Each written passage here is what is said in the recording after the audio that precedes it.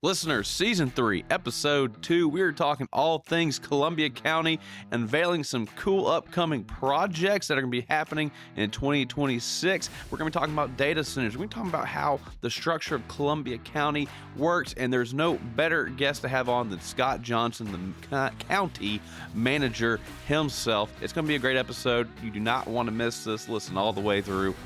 Thanks for listening.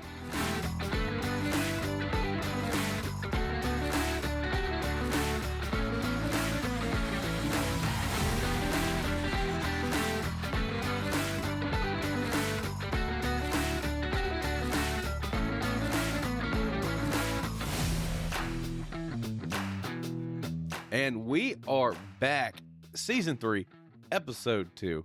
And y'all, I'm very, very excited about this guest we have today. We're going to be talking all things Columbia County. And, of course, I can't think of a better person who knows Columbia County than somebody who's been serving the area for well over a decade at this point. We're going to talk about that a little bit more. Scott Johnson, county manager, just knows Columbia County, lives and breathes Columbia County, and has been doing some incredible things for this area since I can remember. Scott, how are you? I'm doing great. Thanks for having me, Matt. I'm excited to be here. Thanks for coming on. So Absolutely. busy schedule. And Yes. got you Yeah, here I'm glad in the morning. we were able to put it together. Yes, sir. And you got your Diet Coke, and you're one Diet Coke a day. That's right. That's my caffeine in the morning. Not a coffee drinker. I survived 20 years of law enforcement, retired as a state trooper, never drinking a cup of coffee. So people don't know how I do that, but yeah, had my one caffeine for the day, and I'm ready to go. And you're goat. Yeah. So there's something about just don't like the taste. Why no coffee? I don't know. I don't know why that is. I mean, all the guys, they go to coffee shops, and that's the big thing with cops, right? Coffee shops and donuts, and especially back in the 80s and 90s when I worked. But I don't know. Just never really got a taste for it, and yeah, there we go. So. Well, we know you're a big Bulldog fan. Going to Texas, Georgia this weekend. Yeah, I'll actually be at the game this weekend. Yeah. So when this releases, that'll be in a few weeks behind. So hopefully by the time we're listening to this, we will know the outcome. We'll know the outcome. Okay. It'll be a big old Georgia W. Yep. And we'll get to Gunner and the Heisman talk here towards the end. Okay. But hey, so for those who may not know that much about you, who are you? Where do you come from? How did you get started here in Columbia County? Actually, you were a retired state trooper. Yep. Thank you for your service. But beyond that, what's the story? Well, so I'm a local guy, right? I graduated from Harlem High School, so I'm product of Columbia County. I raised my family in Columbia County. My kids were there.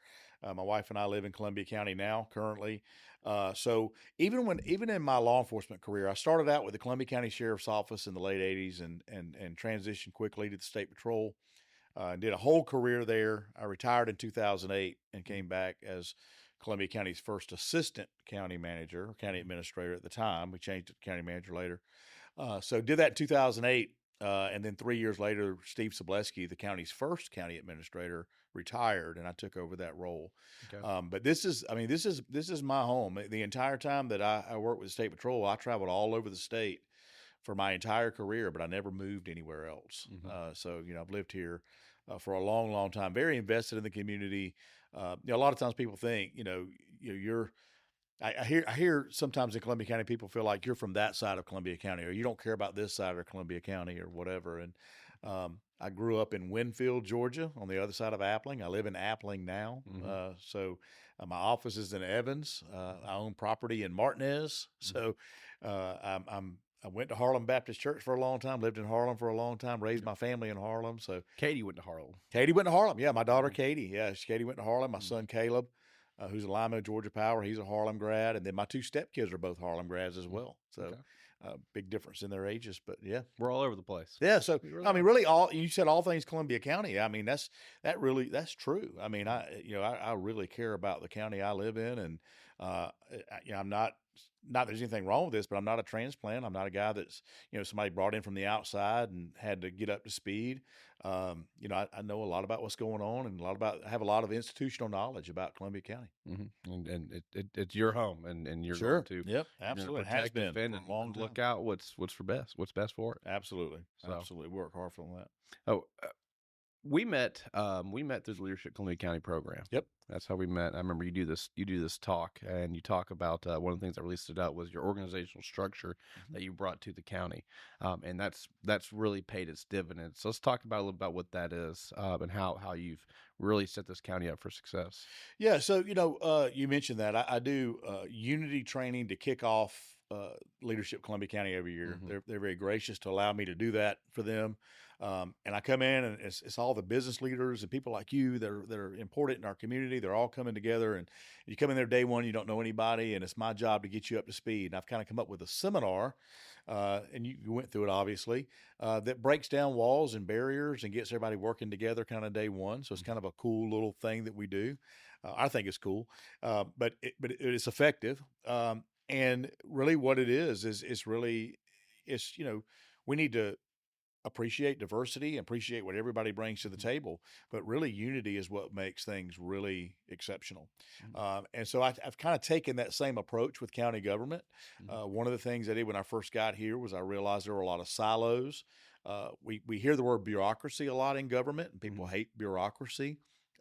There's a place for that, but it's usually a negative connotation Mm-hmm. when people talk about bureaucracy. So we wanted to do away with that bureaucracy. So we actually came up. You mentioned the org chart. We actually came up with a functional org chart that's very collaborative in nature. That actually has all the county employees working together functionally on paper, Mm-hmm. and then we translate that into them working together in the field. And at the end of the day, we're just trying to do the best we can for Columbia County citizens, Mm-hmm. and provide them the highest level of service we can for the lowest cost available. That's our goal. And the best way to do that is collaboratively having departments work together and in the best interest of the citizens.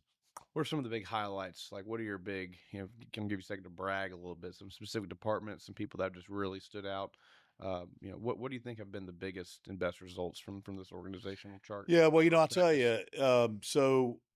I don't really want to bring people into it because my entire staff is a staff of Mm-hmm. rock stars. I mean, I would unintentionally leave somebody out.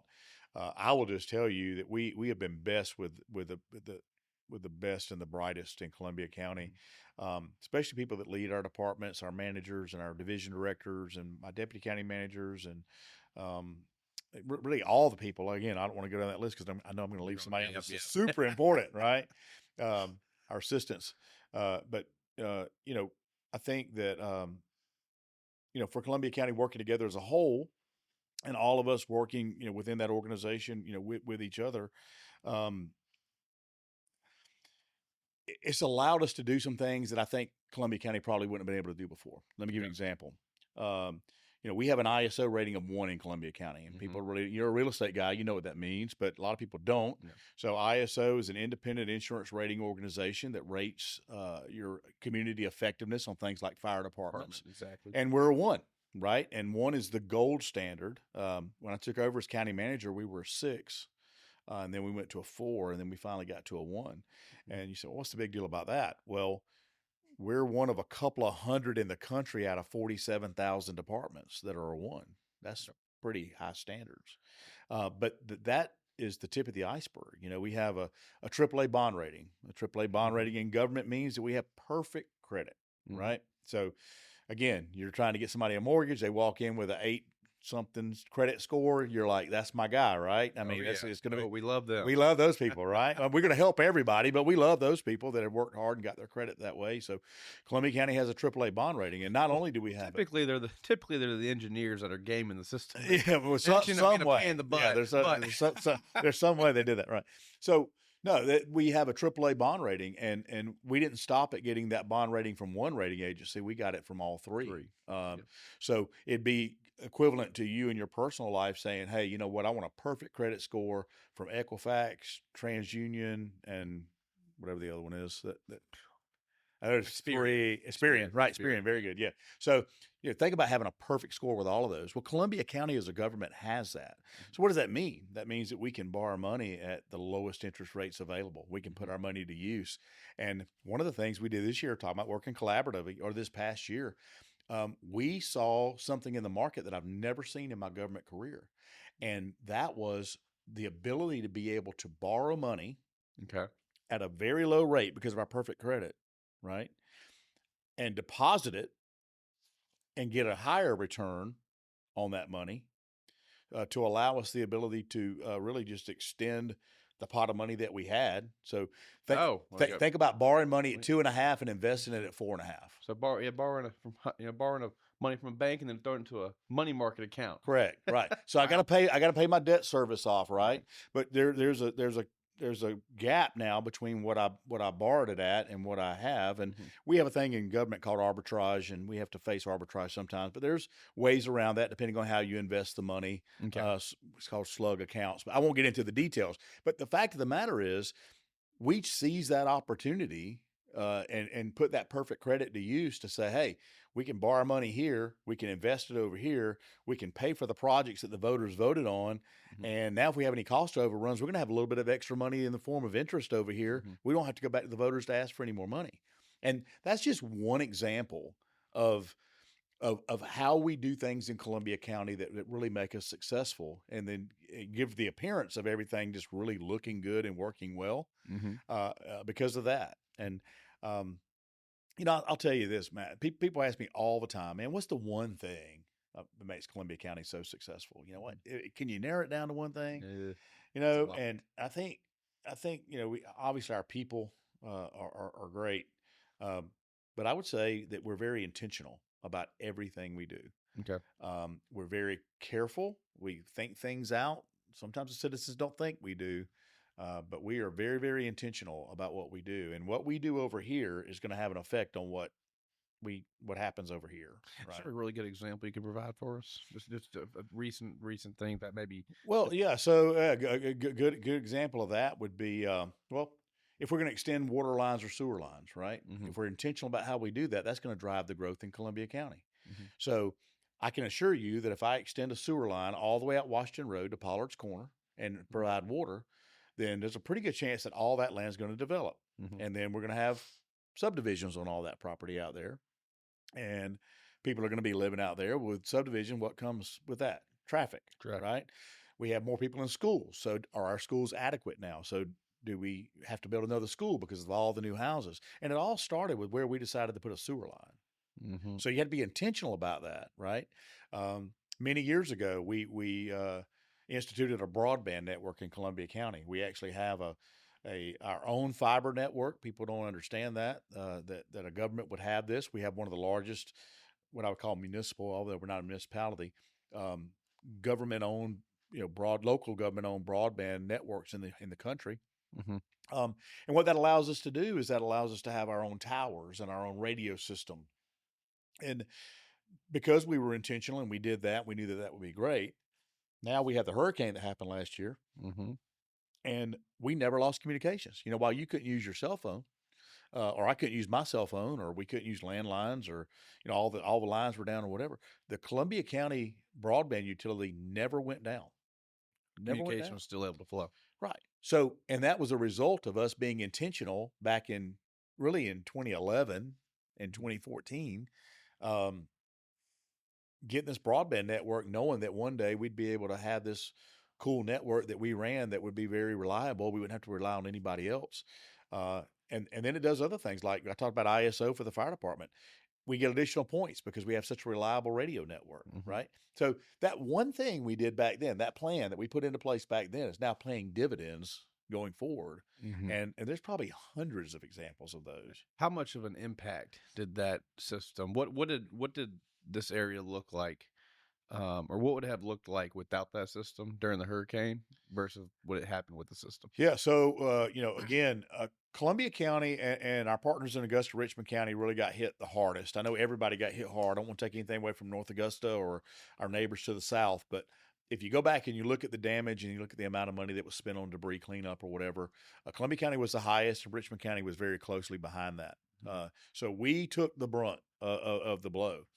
But I'll never forget, I got up, that was a Thursday night, hurricane hit on a Thursday night going into Friday morning. I finally got my way to work. There's an interesting story about that, about me having to walk to work. I had a laptop in one hand and a chainsaw in the other hand. I kind of worked my way to a firefighter a couple of miles away from my house. Y'all got a lot of trees in that neighborhood. I bet there's few down in that road. It wasn't just the neighborhood. It was I live in more of the rural area. Lane street, Yeah. to Washington Road. Yeah. Everything was blocked. But when I got to the emergency operations center that morning, we found out that 100% of our roads were blocked in Columbia County, and 99.7% of our residents were without power. I've still not been able to find out who the other 0.3% were that had power. I don't know that might have not been accurate, but I mean, obviously it was a devastating storm, right? And as local government, it's our responsibility to provide that first level response. So we started immediately on that Friday morning, and we started immediately by getting people in. We could get in by dispatching people. We had pre-staged some things, so we were kind of ready for that. But we started, going out and cutting roads out. So my goal was, I said, hey guys, I want every road to have one lane passable, so at least people can get out of their homes. We can assess damage. We can make sure that that nobody's injured in their homes. We got to get ambulances and fire trucks out there. So, our law enforcement, our sheriff's office does a great job. So we had to be intentional about that, about the manner in which we did that. So we started on that very first day, and that was on Friday morning with a tremendous amount of chaos and a tremendous amount of uncertainty in the community. Yeah. Right. And I am very proud to report that by Monday morning, all of our roads were passable in Columbia County. Mm-hmm. Now, I can't say that for every community. Mm-hmm. The fact that we were able to do that in-house was nothing short of amazing. That Monday morning, I actually went to a meeting here in downtown Augusta. The governor was in town. He came in to survey the damage, and Augusta was getting geared up to start doing all the things they needed to do to start their cleanup efforts as well.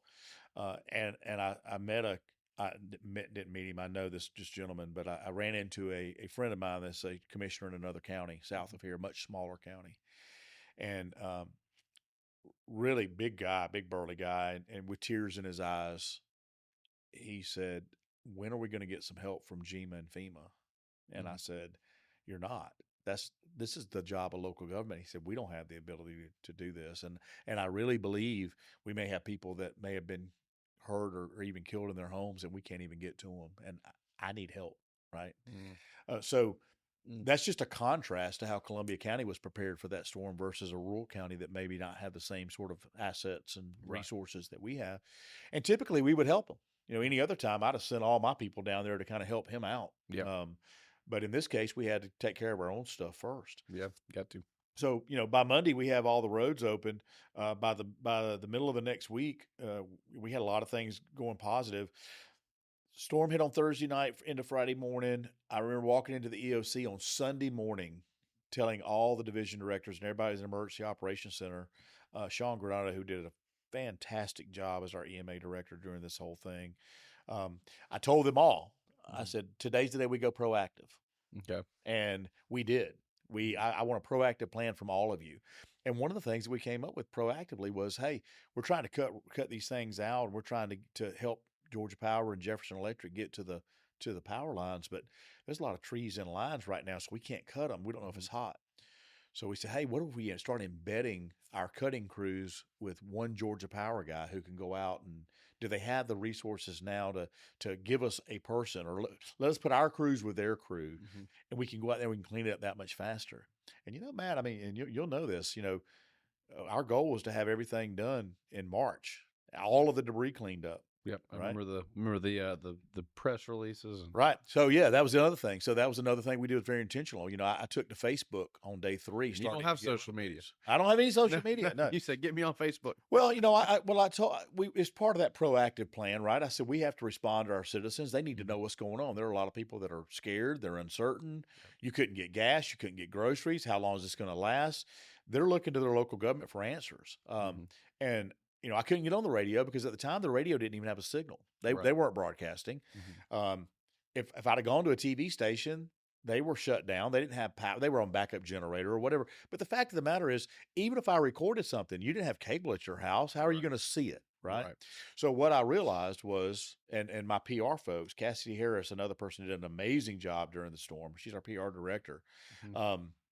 Cassidy says, we'll start putting out social media blasts because we knew that everybody was going to go to their phone as soon as they could charge it. Yep. They were going to go to that phone. So we started putting out information like, hey, all of our parks in Columbia County have free Wi-Fi, and it's up. It's up. Why is it up? Because we have a broadband network that we own. So Yep. now we're starting to see the benefits of that, right? There you go. So now in an emergency, my residents can go to a park. If they can get to a park and they can get on our Wi-Fi, they can actually use the generators there and kind of charge their devices and stuff like that. Mm-hmm. And now they can communicate with the rest of the world because, if your parents live in Ohio and you're here, or you live in Ohio and your parents lived in Columbia County, you can't get in touch with them because their phones are dead. There's no internet. There's no nothing. That's a 24, 48 hours I would not want to go through. Right. Right. And so, and as local government, we had to start kind of telling that story, right? So we started pointing people in the right direction, and we knew people would go to their phones first. So we said, let's just put everything on our social media platforms. And then I found out later that my updates were actually being shared with the Pentagon because they didn't have any other way to. Well, they had ways, obviously, to get situation updates. They didn't need Scott Johnson in Columbia County, but they were actually using those updates. There were people at Fort Gordon that were forwarding those to the Pentagon, and that's how they were keeping up what was happening here. So really, really a good story that all kind of comes back around to being intentional and kind of doing the right thing. And I'll make this point very clear. Just to make the ISO rating thing real quick. That means lower insurance rates for houses. Correct. So ISO rating is no longer a 1. It's more expensive to own a house in Columbia County. It's a lot more expensive, right? So the higher it goes, the higher the ISO rating goes, the higher your insurance is going to be. Mm-hmm. I mean, it's just basically the risk in the community, right? Correct. So we are constantly looking at ways to reduce the burden to our homeowners, and we have done that through the ISO, making those investments to make sure your insurance is cheaper if possible. And then we've done the same thing with taxes. I hear a lot of times people talking about taxes in Columbia County and how high they are. Fact of the matter is, we just did a series on property taxes. You can see it on our YouTube channel. We have a YouTube channel that's up and running now. Okay, it's really great. Link that in the podcast. Yeah, we want to plug that. I mean, it's really great. This YouTube channel is good. We've got 2 very talented people. Chris Lloyd is doing production. He used to work at Channel 12 doing production. So he is just an amazing graphics guy, and he does all the things like we have here in this studio and all the filming and sound and all that stuff. He's just very talented. And then we hired Hallie Turner, who was also a local reporter, who is now our community engagement specialist. And Hallie's going out and doing for Columbia County what she did for the news station, doing interviews, putting stories together. And we're posting all this on our YouTube channel with all of our meetings. So a commission meeting, you can watch it live on YouTube. Our planning commission, watch it live on YouTube. So when I hear, we're not very transparent, that's, there's a video, live video. You don't even have to come here, right? You can watch it, or you can watch it later from your own home. But, just kind of talking about that, that what we're trying to do to kind of get that word out is super important. And I was going somewhere with that, but I forgot. So you have to remind me. Get me back on topic there.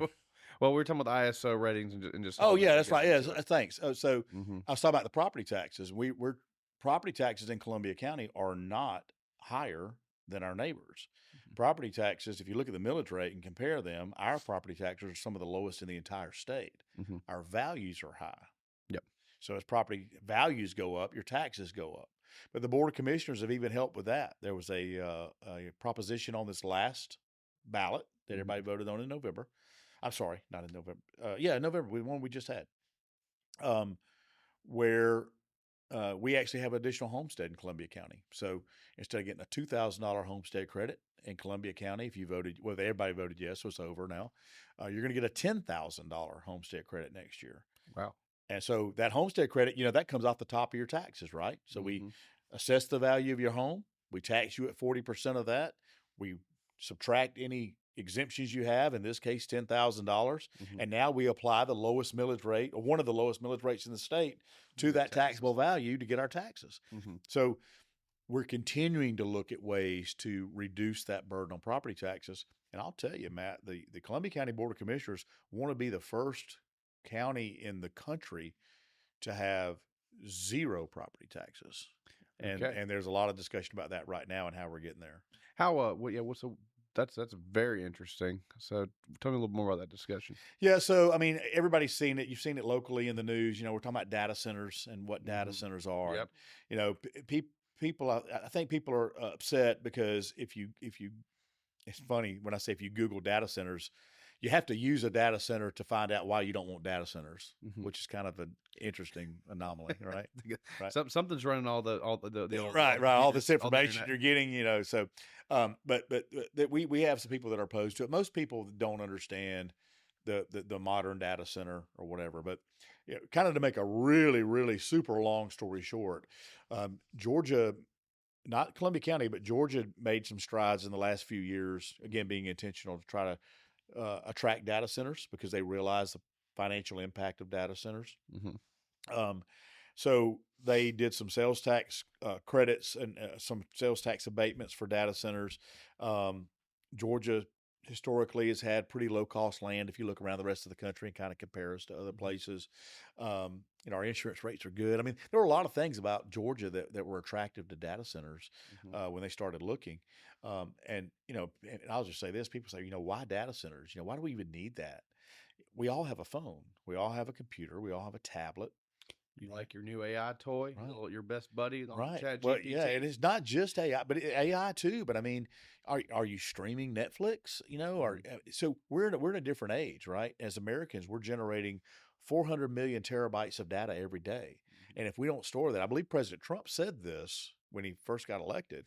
He said, if we don't store our data in this country, it's going to be stored offshore. It's going to be in China and Russia, and What's where you go and your route to work may not be a matter of national security, but do you really want the enemy to know where every American's going every day and what they're consuming and what they're buying? And I, Mhm. I say the enemy. I mean, we're obviously it goes back to old Cold War days, but I mean, in reality, the president realized that there's a need to have this data stored here. Mhm. So with that, we look at data centers, and we were approached by a data center that really started out wanting a very small piece of property Columbia County owned, quickly decided that they needed to make it bigger than that. Mhm. Work with their end user to say we need to be bigger than that.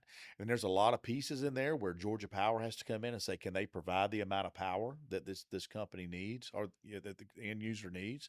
A lot of talk about rates are going to go up if we allow these people in. It's the opposite. It's supply and demand, right? Let's talk about some of the big the things I've seen, the big Sure. Yeah. Yeah. opposition. Throw them out So there, and then yeah. I'll wrap it up with why Hmm. it could affect your property taxes. But yeah. And so I think some of the big main concerns is I don't think it's very clear on, or there's a lot of misinformation on how they pay taxes, Yep. right? Because it's not supplying a lot of jobs, right? That's what Correct. it quotes, is that they don't take a lot of jobs to run it. And then, of course, resource consumption. And Right. I've seen power, I've seen water too. Yeah. Let's You talk have about those. stories about, Oh yeah. you know, Yeah. Yeah. I don't know anything, so educate me. Well, yeah. I'll give you my I'm the uninformed citizen I'm here. going to give you my elevator pitch on this, and it may or may not be exactly accurate, but it'll be pretty close because I've said it a lot. Spoke to a lot of civic groups and stuff like that.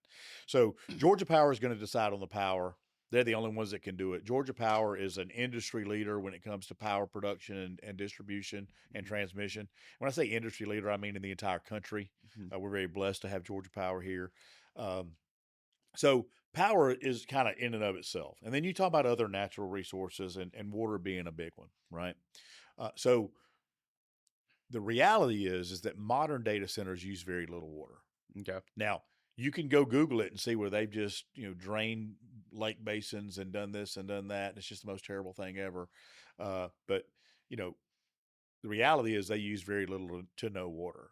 Okay. And the end user we're working with right now um, has kind of confirmed that they're going to try to go that route, right? To use very little water on this big project we're talking about in Columbia County. What's do you know the difference between like what how technology has changed to make that happen? Yeah. So what's happening is, I mean, so when they're generating all this power is running these servers constantly, so they're generating tremendous heat, Mm-hmm. and then the heat, it has to be cooled somehow. Mm-hmm. So it's either water cooled or air cooled. Okay. Historically, it was water cooled. which is where this water consumption came from. Right. But now they use more of a closed loop system, almost like the radiator in your car, right? You're not constantly putting water in your radiator, Okay. but your radiator is constantly cooling your engine, right? There's a basin, and they recycle through the water basin. Yeah. So and that's kind of what it is. Once you fill it one time, it's kind of full, and then you never have to worry about it again, unless there's some kind of breach or something like that. But yeah, I want to go back to the people that have just gone off the deep end about how Columbia County is going to drain the lake on this project, because I want to give you some real numbers here. I love that. This is interesting. Bring it. Yeah. So we talked about potentially using, and we did a zoning classification, so we had to put some guesstimate, and it was a true guesstimate as how much water they may use. So they kind of went with a worst case scenario, and they said 6 million gallons a day, and everybody went, "Ooh, you just did it too, Matt. You just said sounds like a lot. 6 million gallons a day, right? Well, 6 million gallons a day is a lot until you put it into perspective. Okay. Let's put it in perspective. Let's put it into perspective, right? Columbia County produces on every day, any day, we have the ability to produce currently under permits from the Corps and the state. We can produce and treat 54 million gallons of water a day in Columbia County. On our worst, hottest day that we've ever had in the history of our system, we've utilized 38 million gallons of that. Okay. So we have 16 million gallons a day in excess capacity if we didn't do anything.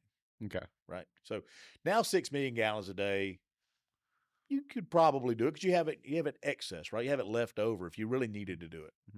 But let's just say, well, yeah, Scott, but you're talking about if you pull that extra 16 million, it's going to really drain the lake, right? It's really important when you're talking about data centers to understand the difference in a million and a billion. Now, for guys like you and I that are hardworking guys, it's hard for us to understand the difference in a million and a billion, right? I'll never see $1 billion in my life, right? I don't know that I'm going to see 1 million. I mean, put everything together, right? But so think about this now. $1 million to me and you, that's a ton of money, or not even money. Let's just put it in numbers. $1 million is a lot, right?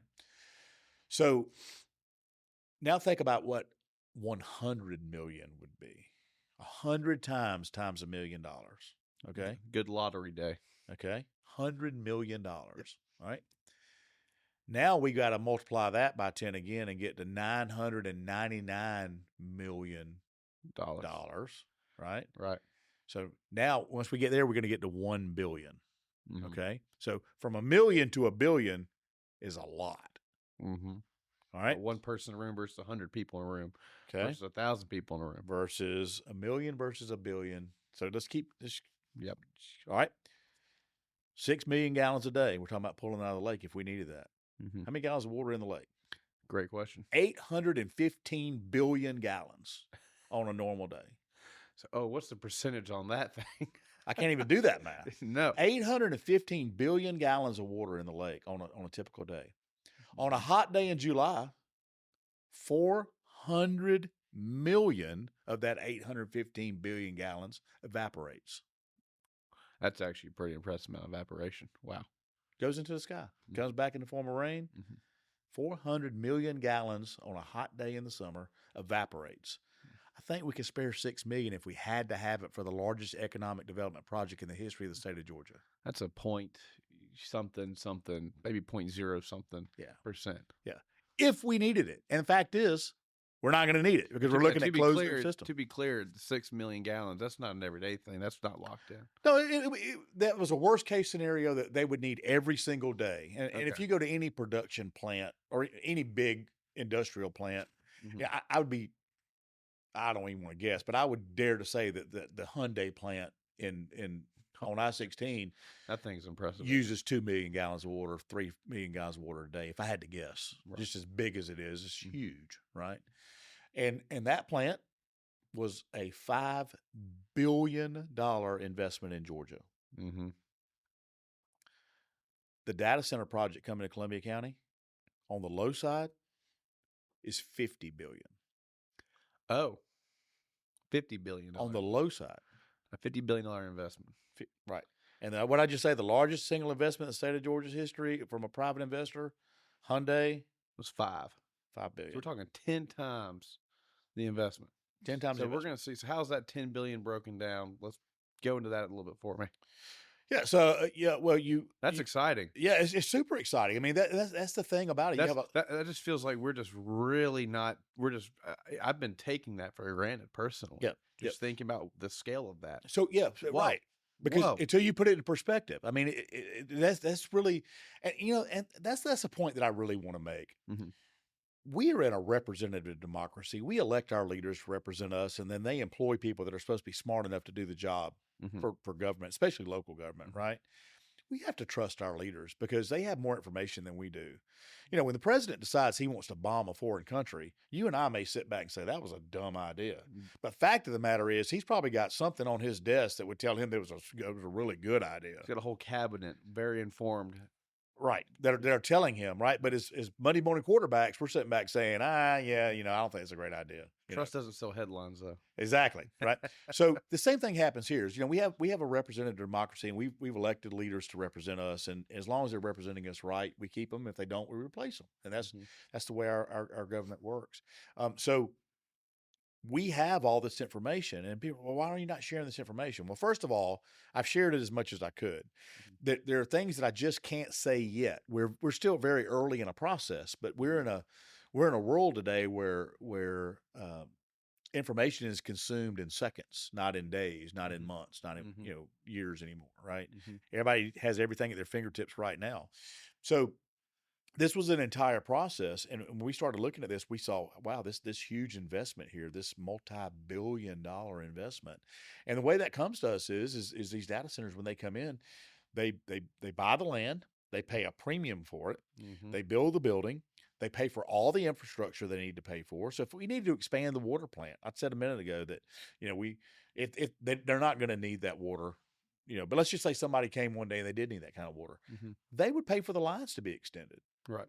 Right. We even threw out a number very early on when we were talking about if they needed that water, what would that look like? We said, well, it might cost us $80 million to run that water to you, run the water to you, and increase the size of the plant. And we're not paying it, and our citizens aren't paying it. You know what they said? Oh, no problem. No, if we need the water, we'll pay for it. And oh, by the way, when we run that water line from the plant all the way here, anybody else who wants to tap onto it can. It's not going to be our water line. It's going to be a municipal, county water line, right? So anybody can get water now. So now I can. It's money we're not having to spend. I'm not having to spend. I get to upgrade my entire system on somebody else's dime. For a good comparison, real quick, the Amazon plant. Yep, big deal. What kind of investment was that on the county? I'm gonna have to go back and look at that, but I don't even think that it got to $1 billion. $1 billion. I don't think it got to $1 billion. Right. I think it was less than that. I think it was in the 600-700 million. So just a prime example of how massive of a deal this is. Yeah, it's a huge deal, right? It's a huge deal. The biggest deal ever. 50, yeah. 50 billion on the low side. It could be up in the $150 billion range when it's all said and done. Is this just a structure and technology cost, or is this like land, or is this like infrastructure? What is? No, it's basically building the building, man. I mean, these servers are very expensive. They have to come in and they have to build these buildings, and they're very secure, and they have to be, have certain levels of security and safety and those sort of things. And the servers that go in them are very expensive, and they have to change those out every 3 or 4 years. And guess what happens every time they change it out? We need high level jobs doing for that. And we tax them on what the new ones they put in. Every time you take out, we'll put in a new one. They want your depreciation. There's a tax. Here we go. We're going to tax the new ones now. Okay. So the big picture, you mentioned earlier, we have a goal here of a no property tax county. Yep. This plays a big part in it. Yep. So what else is this lock, or what other doors does this data center open up for the county? So data centers have proven themselves to be, contrary to kind of what you read, they've proven themselves to be good neighbors in that they really give back to the community. They pick nonprofits and just turn them into just really these amazing organizations because they have so much money. They're generating so much money. They invest in the local school system. If you go to Loudoun County, Virginia, you hear that a lot. Loudoun County, Virginia is kind of the data center capital of the world. Okay. They had a lot of them. A guy by the name of Buddy Reiser, who I had the honor to be able to meet, was their economic development guy. He was the guy that first brought the first data center to Loudoun County 20-something years ago, and now they're just overflowing with them. Tim Hemstreet is the county manager there in Loudoun County, Virginia, and he and I have developed a relationship. You Because spent some time really looking into this. I want to learn. Yeah, right. Well, it goes back to what I said before, right? I mean, you pay us to make sure that we have these answers. So we're going to, even though I'm not maybe sharing every answer, I'm going and getting them You're because well informed. my board needs to know, right? From So the best. Loudoun County, Virginia, man, you go to any high school in Loudoun County, Virginia, they have the best stadium and they have indoor swimming pools and they have all these other things. And the taxpayers didn't pay for that. Mm-hmm. The data centers paid for that. And you talk about the jobs, it doesn't generate a tremendous amount of jobs, but let's just say that it's 12 to 14, jobs. Let's just say in phase one they do 5 or 6 buildings, and I don't know exactly what the site plan looks like, but let's just say hypothetically, we're going to have 60, 70 jobs out there. That's not a lot, but they're all 150,000 plus year jobs that are going to employ people. And what about the people that are going to be building the data centers? We have to have construction workers and they all have to eat somewhere. So now they're going to eat at the mom and pop restaurants in Columbia County, right? And they're going to stop at Academy Sports because they need a jacket. And they're going to stop at Manor Building Supply because they need to pick up an additional hammer. Or what, I mean, I could go on and on and on. They're going to buy gas here. You have all this influx of people coming in to build this massive facility, millions of square feet under roof in this massive facility. And that's where that investment comes from. It's just a tremendous amount of money that's being pumped into our community. Wow, that's going to be wow. It's huge. It's huge. And let me tell you Seems like a no-brainer for me. Let me say this in defense of the people that live out there. Okay, I think this is important. There's a whole lot of not in my backyard, and I live in Appling. I like the peace and quiet of where I live. I don't have street lights in my neighborhood, so I can go out at night on a clear night and I can see every star in the sky, right? And I can hear the animals, and it's just I enjoy that, right? So I wouldn't want to have any pollution. I wouldn't want to have light pollution, noise, and all the things that would bother me either. So to the residents that live out there, we are taking great strides to make sure that they are affected as little as possible. Okay. Now they do live adjacent to an industrial property anyways. Amazon's already there, right? Now the county or the development authority has bought a bigger piece. So it's kind of coming to that area. So in defense of those people, we have to be very careful. Instead of just saying it's a no-brainer, we had to do some things. So one of the things we did was we said we're gonna make a new data center zoning ordinance in Columbia County to say that you have to have a 500-foot undisturbed buffer between the property line and the first building. So 500 feet. Well, that's a football field and a half. Yes, it is. Right. So that's a pretty good buffer of trees that are going to be there, right? You won't be able to see through that many trees. You won't be able to see through that many trees. So then we said, well, sounds a big deal, right? Because I don't want to hear those things humming, and I live in the country, right? So we capped it at 70 decibels. Okay. Now, you and I are speaking at about 70 decibels right now, right? So maybe a little less, but around 70 decibels. So if you and I were having this conversation at 70 decibels, and somebody was 500 feet away through a grove of trees, would they hear us talking? I would say no. Probably not. Now, they may hear something, and that continual hum may be a problem. But my point is, we capped it at 70 decibels. Data centers can't produce any more than 70 decibels at their property line. Okay. So that's great, Is that going to force the data center to have to make some changes on their end? I think they are. I think they're going to have to put their cooling systems internally. I think they're going to have to face them away from our residents, and they're going to have to direct all their light straight down instead of having this light pollution, mess up the Appling sky. Ideas coming down from Virginia, I'm assuming. We've talked about all these things, all the lessons learned. And we said, you know what, we're going to write all this stuff in this data center ordinance. And the Planning Commission just approved it, and the Board of Commissioners are about to approve this. It's just the right thing to do to protect those people, because I feel like it's a no-brainer, but you know what? It's not in my backyard. So now I need to make sure that I put myself in their shoes, right, to make sure that we give them the best level of comfort possible. And the reality is we're going to be able to do that where really it's not going to be a bad neighbor. Now, the people there still may not like it. There are going to be some people that just don't want it. There are going to be people that don't trust government, that say you're lying to us and you're never going to have that decibel level. And what happens if they go over it, and you're not going to take them to court and you're not going to do this? Columbia County has a proven track record of doing the right thing. Mm-hmm. This conspiracy stuff, people coming out of the woodwork, saying we're not going to do something, is not based on any. It's not based on anything that's happened. There's no historical data that backs up that Columbia County is not going to do what we said we were going to do. Certainly not in the time that I've been the county manager, Mm-hmm. because we're very intentional about what we do, and we say what we're going to do and we do it, right? Yeah. And we do it well in a lot of respects. So there's really nothing there, but there's I understand there's a lot of distrust for government, and there may be times where I distrust government too, but not the one closest to me, because I know all those people, and I trust those people. Um, and Columbia County again just has a great track record. So I think they're headed in the right direction, but some people disagree with that.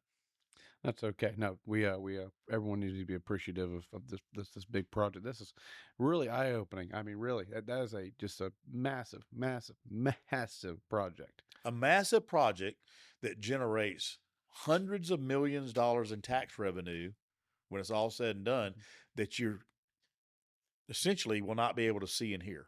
What's the footprint like acreage? Well, it's huge now. I mean, so the first project's looking at over 2,000 acres, which will Okay. make it one of the largest single acreage data centers in the country. Okay. Maybe the largest. Okay. So that scares people. Mhm. If we have to have one, do we have to have the biggest one? Well, Right.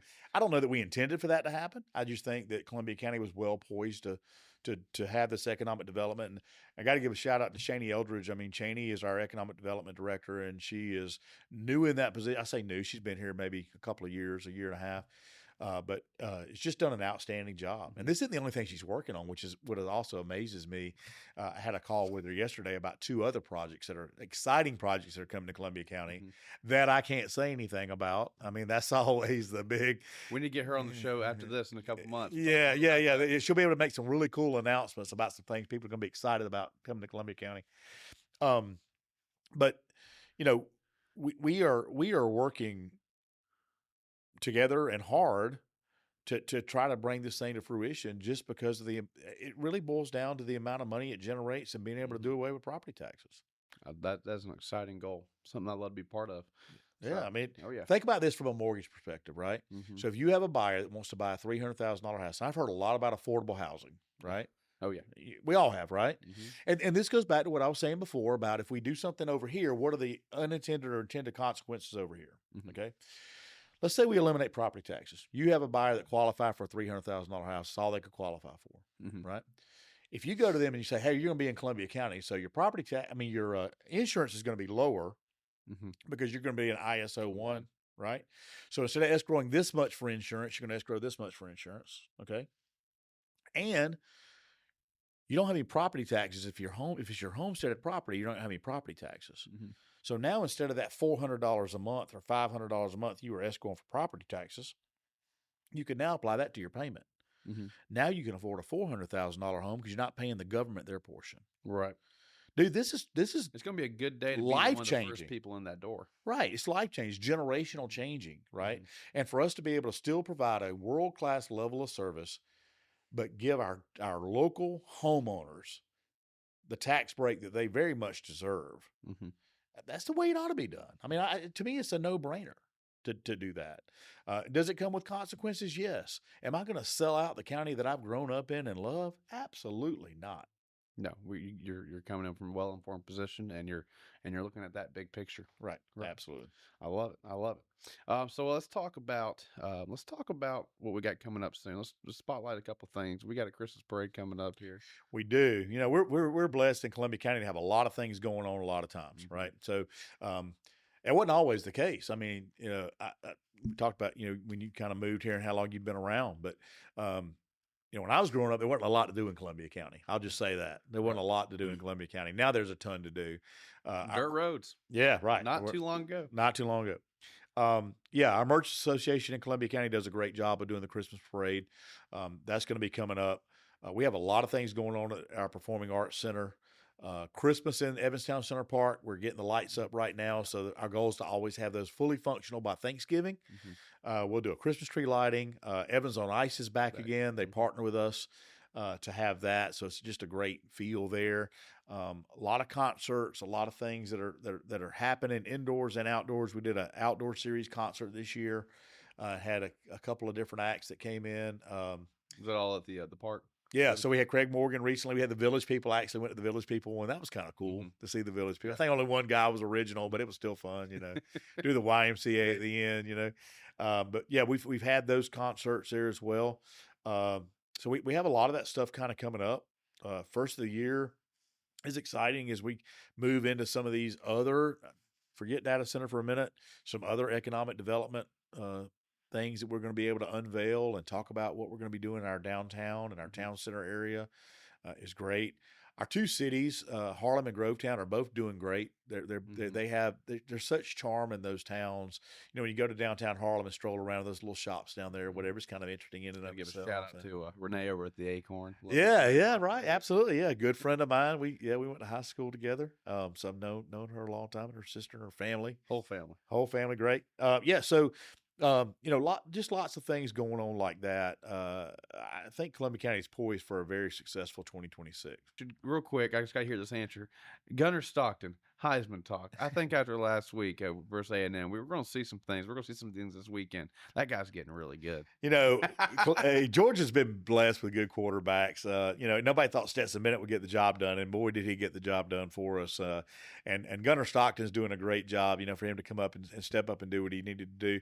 Yeah, I think the issue that we're having now is, as much of a Georgia fan as I am, I'm also a realist. Any given Saturday, man. It's any given Saturday now. I'm black and red, and I'm going to support my team, and I'd love to see Gunnar win the Heisman. But there's so much talent out there in the league. There's so much talent, and when I'm watching a team that I really don't care for, like I would never wear those colors. They're not in my color wheel at all, just because I really dislike that team that much. Bright orange, something like bright orange is kind of what I was thinking about, right? I don't wear crimson or anything like that, but those colors just don't look good on me. But the reality is, man, they got some really good players. We got a lot of talent in the league, and that, you're really going to have to be a standout. I'm not saying Gunnar can't do it. You got to be a standout to win the Heisman. And the days of having national champions go back to back to back, or that's going to be an anomaly. I mean, look how many good teams out there right now, and no one's safe. No one on any given Saturday. Indiana and Vanderbilt are very good football teams. Yes. Who would have thought? Who would have? Which I'm glad for them. I didn't realize how historically bad Indiana football was. I didn't know they had a football team. I thought they were a basketball school. What's next? Like Minnesota's going to be a good football team. Oh my God! Yes, I know, right? And Vanderbilt, what amazing things they've done at that school, man! What a great school that is, and really make the SEC shine. I mean, look at the SEC, man. You look around the SEC: Georgia, Texas, Alabama, Ole Miss, Texas A&M, Vanderbilt. It's just crazy at how the SEC. Oklahoma. I mean, I can go to a whole list. I mean, I'm going to leave somebody out. We got Oklahoma next year. I sat there and I forgot Oklahoma was in the SEC. Yeah, it's gotten so big and just so much change. Yeah. I go, wait a second, Oklahoma's in the SEC. Yeah, we play them next year. We do. We do. Georgia plays Oklahoma next year. Yeah, I love it. All right, so we get everybody out in this last question. Thank you for your time. I'm absolutely really excited about this. I was really excited about getting this set up. We have to give Jana Beth a little bit of credit. She works hard on my schedule and trying to get things done. So yeah, I appreciate you working with her. I sat there. I said, Scott and I scheduled a date, and then both of us just completely just missed it. We did. We did. Thank you, Jana. Glad we're here now for putting that together. Absolutely. Oh man. But Columbia County, if you had to pick one thing you were just really, really pumped about going into 2026. I'm going to unveil it here, and I don't know. Yeah, you like that, right? You're going to unveil it here. Oh, okay, yes. We have been working very, very, very hard on transparency in Columbia County. We want to be a transparent government. We've talked about our YouTube channel, and hopefully we've got that in the show notes where people will be able to see that. We're talking about how to communicate with people, and that YouTube channel is going to be important going forward. We're moving into our new building coming up here pretty soon. And one of the things that I talked to the board of commissioners about, and one of the things that I talked to Cassie Harris, our PR director, about, was better ways to communicate. So beginning in January, the Columbia County manager will have a podcast. Okay. So excellent. I'm going to be doing this same exact platform. I'm going to be having guests on. I'd love to have you on my show going forward. And we're going to talk about all things Columbia County, and we're going to put that out there in a format that people can really get and understand, and Okay. we're going to be telling the truth, and we're going to be all the things that maybe the things that I want to say that I can't say all the time. Maybe I can hint at them, but when I can say something, I'm going to go to the podcast first, and that's where we're going to release it. So Okay. listen to the podcast. You want to know what's really going on in Columbia County? You want to hear it straight from the horse's mouth? Listen to the County Manager's podcast. Going to be beginning in January. We've got a studio set up in the new building. Okay. Super That's excited gonna be about fun. that. That's gonna be a lot So, of fun. and really, what I'm more excited about more than the podcast is really increasing that transparency and gaining the trust back of our citizens. That's very important to me. And I hate to see anybody think that Columbia County is not being transparent or we're not doing the right thing. So we're going to do everything we can do to combat that. Maybe even have some of my, I'm not going to mention any names. I'm not going to go down that road, but I maybe even extend an invitation to a couple of my Facebook foes to come be on the podcast. That might be good. I'd love to moderate that. Yeah, one. right. Good moderator. Yeah. Well, yeah, I may have to have moderators, security, and National Guard, and other things. So we'll see. We'll see how it works out. But I'm excited about that. I'm excited about the citizens really seeing the inner workings in Columbia County. Is that going to be a like a once a month thing, or what's the frequency? Yeah. Well, so I don't know how your podcast. I'm new to podcasts. They're kind of easing me into this, but my hope is to do them as much as we need them. I'm going to start out trying to drop a weekly. Okay. It's a lot. I know. We're gonna see. I don't know if I'll be able to do it, but I'm gonna try to do it weekly. Even if I tape several of them and get ahead, that may help me with my schedule. So That's we'll see. the guests and the topics. Yeah. Take a day, 4 hours in the morning of once a month, and just book out your entire. That's kind of what we're thinking. But again, I'm learning. I may call you for some pointers and I'm happy to be here for. Absolutely. But yeah, super excited about that. You heard it here first. I don't think we've announced that anywhere else. Ooh, so okay, there you go. We'll clip that. And we'll tag everybody and do all the things. Yeah. Good. I appreciate it, man. This is really exciting. Thank you for your time. Absolutely. Again. Yeah. Thanks for having me on. I appreciate it. Thanks for just everything you've done, and it's an exciting day to be a Columbia County resident. I think so. Here and beyond. Yep. Sounds good.